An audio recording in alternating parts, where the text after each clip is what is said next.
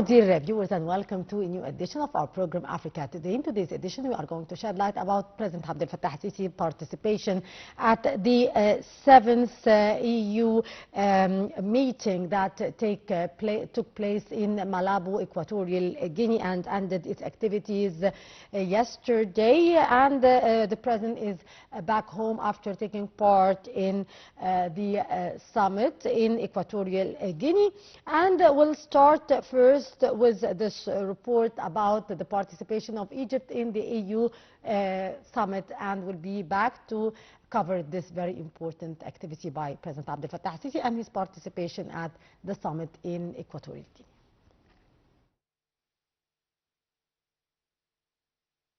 President Abdel Fattah al-Sisi participated in the 7th Mid-Year Coordination Summit of the African Union held in Malabo, the capital of Equatorial Guinea. Presidential spokesperson Ambassador Mohammed al-Shenawi said that President al-Sisi's participation comes in light of Egypt's current chairmanship of the North African Regional Mechanism and its leadership of the Heads of State and Government Orientation Committee of the African Union Development Agency, AUDA-NEPAD. The summit is attended by a select group of African leaders, reflecting its strategic importance.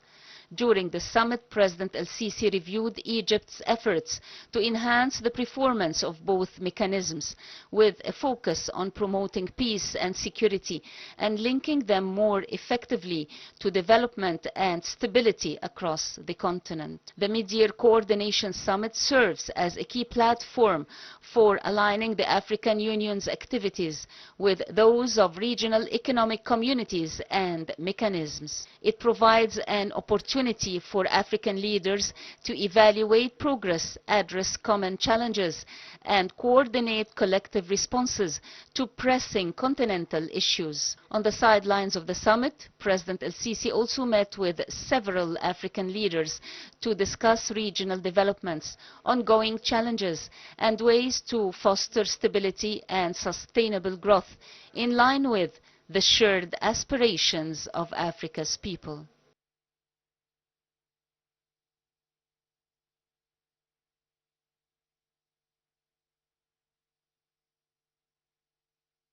To shed light on the issue, we are very much delighted to be joined over the phone by Ambassador Ayman Mosharafa, former Assistant Foreign Minister. Mr. Ambassador, good afternoon to you, sir. Good afternoon, and good afternoon to the audience.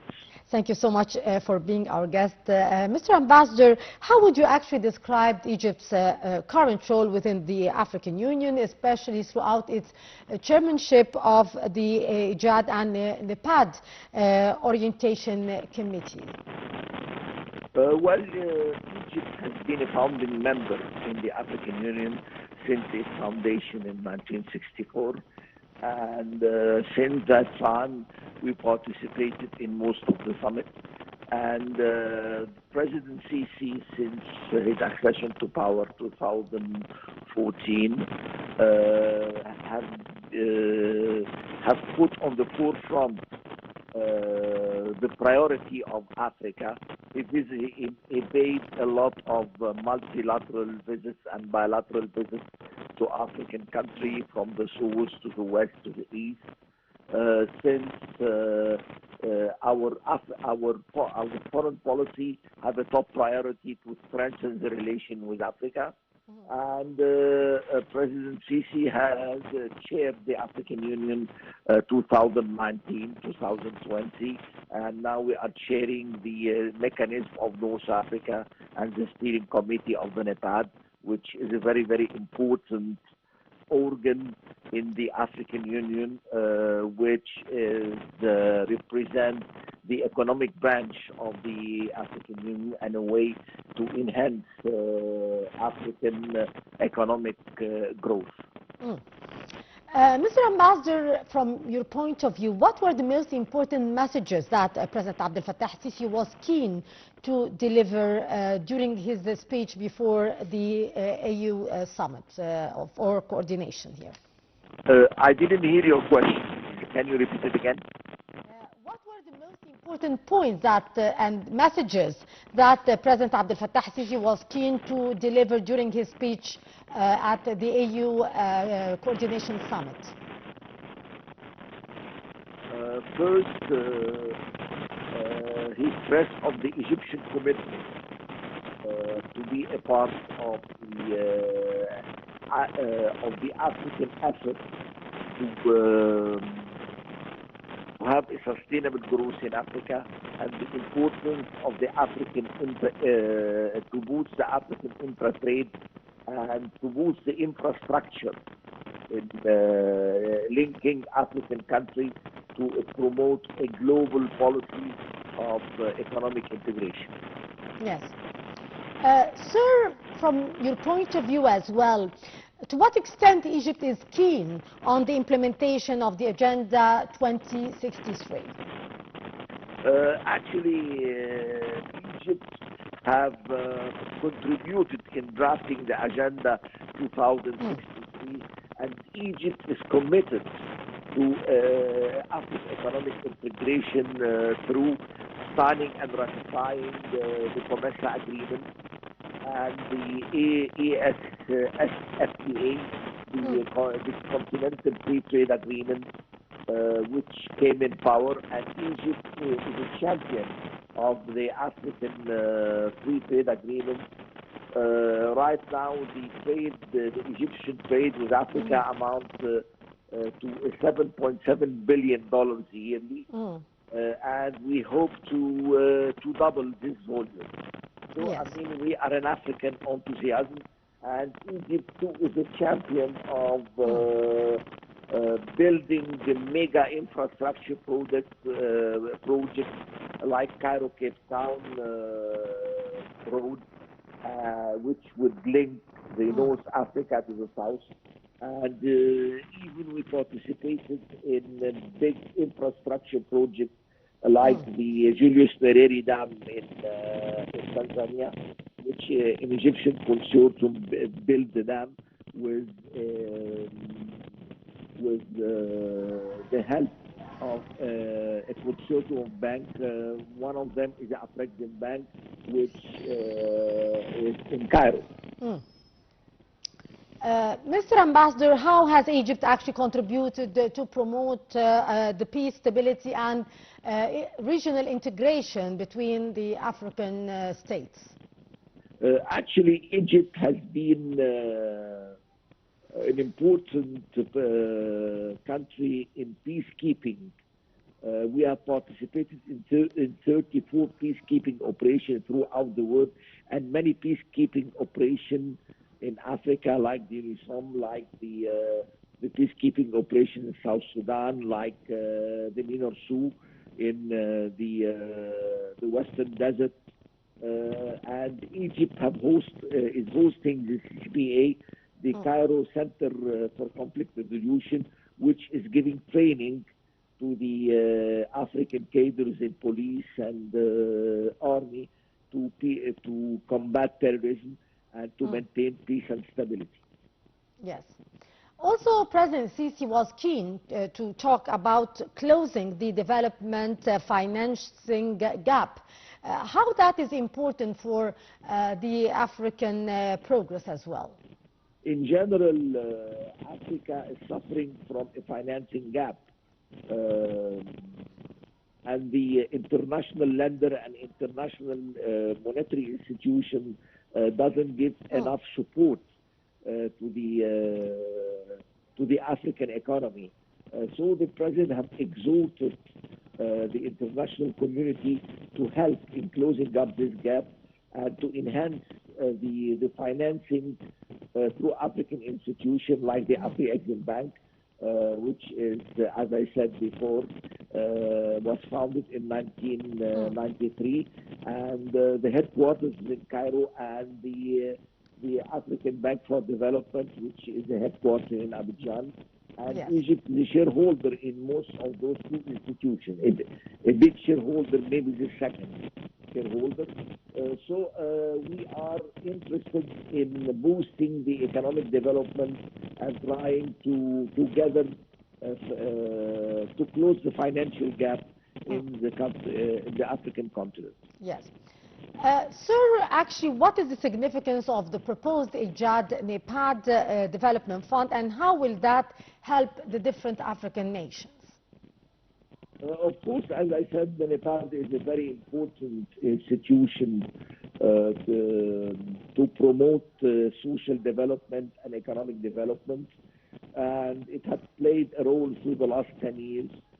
And it has achieved many projects, which is very, very important in developing the human quality and to upgrade the human living standard.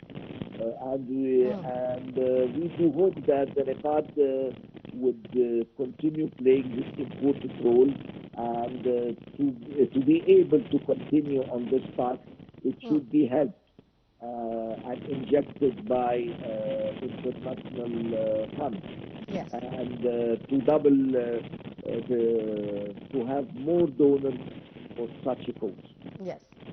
Sir, actually, how is Egypt supporting the regional infrastructure projects under the Presidential Infrastructure Champions Initiative?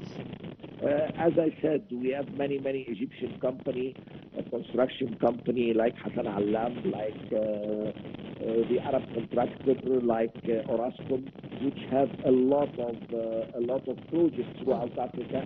And as I said before, the Egyptian consortium of the three companies have helped in building the Julius Nyerere Dam in Tanzania, which has started, it was inaugurated and started partial operation. And we are promoting any big project of infrastructure, whether it's railroad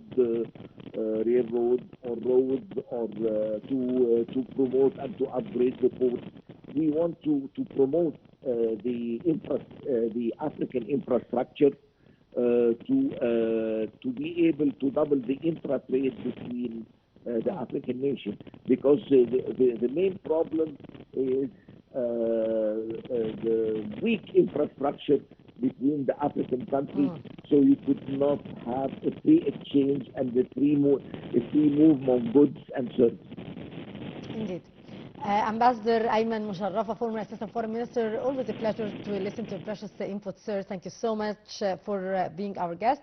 And moving on with the White House meeting that underscored the shifting U.S. foreign policy priorities. President Donald Trump welcomed the leaders of Liberia, Senegal, Gabon, Mauritania, and Guinea-Bissau. The talks highlighted a new approach, one that pivots away from the traditional aid and toward trade-based partnerships between the U.S. and these countries. More details about that meeting in the following story.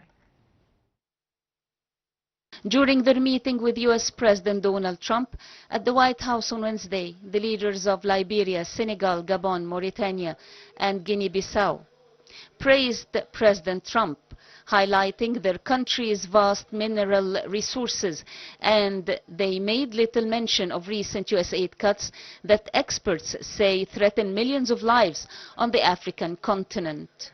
For his part, President Trump promised West African leaders a pivot aid to trade during a White House meeting Wednesday as the region reels from the impact of sweeping U.S. aid cuts.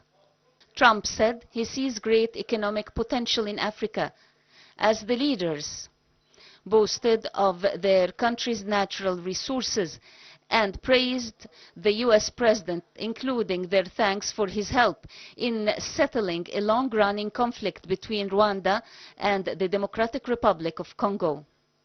The meeting came amid a shift in U.S. global and domestic priorities under Trump's leadership. Earlier this month, U.S. authorities dissolved the U.S. Agency for International Development, USAID, and said it was no longer following what they called a charity-based foreign aid model, and instead would focus on partnerships with nations that show both the ability and willingness to help themselves. The 5 nations whose leaders were meeting Trump represent a small fraction of U.S.-Africa trade, but they possess untapped natural resources. During the meeting, Trump described trade as a diplomatic tool. He said that trade seems to be a foundation for him to settle disputes between countries. As he spoke, the U.S. administration continued sending out notifications to developing countries about higher tariff rates effective from August 1st. The 5 Western African nations were not among them. The portion of the lunch meeting that was open to the press didn't touch much on the loss of aid, which critics say will result in millions of deaths. West African countries are among the hardest hit by the dissolution of USAID. The U.S. support in Liberia amounted to 2.6% of the country's gross national income, the highest percentage anywhere in the world, according to the Center for Global Development. Well, without our dear viewers, we come to the end of this edition of Africa Today. My dear Ayman, thanks so much.